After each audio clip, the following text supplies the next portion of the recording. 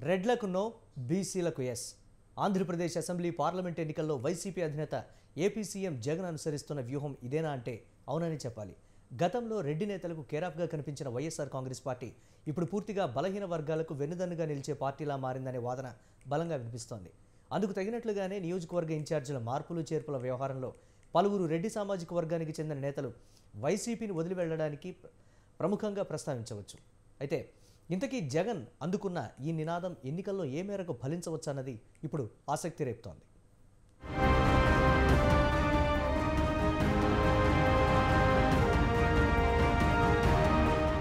ఆంధ్రప్రదేశ్ ఎన్నికలకు అన్ని రాజకీయ పార్టీలు సిద్ధమవుతున్నాయి. ఎట్టి పరిస్థితుల్లోనూ గెలవాలన్న పట్టుదలతో తమదైన వ్యూహాలు రూపొందిస్తున్నాయి. అయితే ఎప్పటిలాగా ఆయా సామాజిక వర్గాలు రానున్న ఎన్నికల్లో కీలక పాత్ర పోషించబోతున్నాయి. ఇంకా చెప్పాలంటే కొన్ని సామాజిక వర్గాల వాళ్ళు ఓట్ల గెలుపు ఓటముల్ని శాసించే పరిస్థితులు ఉన్నాయని చెప్పొచ్చు.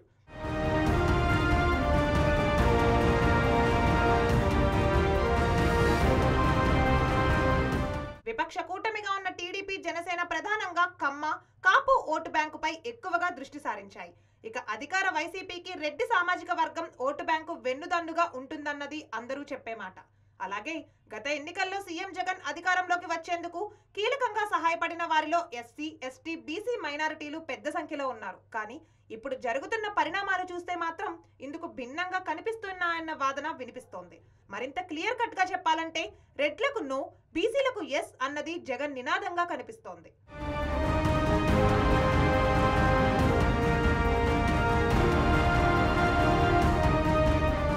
2024 ఎన్నికల కోసం ఏపీ సీఎం జగన్మోహన్ రెడ్డి చేపట్టిన నియోజకవర్గ ఇన్ఛార్జీల మార్పులు చేర్పుల వ్యవహారం గమనిస్తే ఇది స్పష్టంగా కనిపిస్తుంది అన్న వాదన కూడా వినిపిస్తోంది.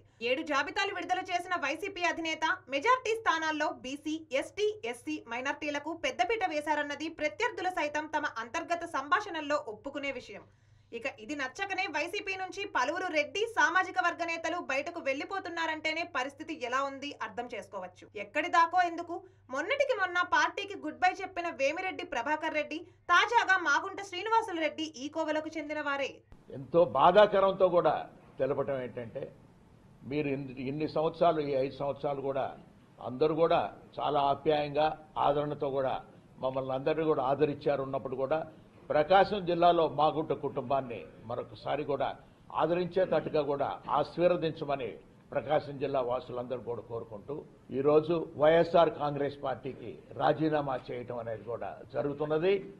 బాధాకరమైన విషయం ఏది అయినా కూడా ఎందుకు చెప్పుకోవటం అని అంటే, ఒక ఆత్మగౌరవం సంబంధించి ఉన్నప్పుడు జనరల్గా చెప్పాల్సిన అవసరం అనేది కూడా వచ్చింది. కాబట్టి మీ ముందుకు నేను ఈరోజు వచ్చాను, కనబడ్డాను. Thank you. మాగుంట మాటలు ఎలా ఉన్నా తాను నమ్ముకున్న సిద్ధాంతం కోసం ఎక్కడి దాకా అయినా వెళ్లే జగన్ బడుగు బలహీన వర్గాలకు అండగా ఉన్నారని చెప్పడంలో ఏమాత్రం సందేహం లేదన్న అభిప్రాయం కూడా వ్యక్తమవుతోంది.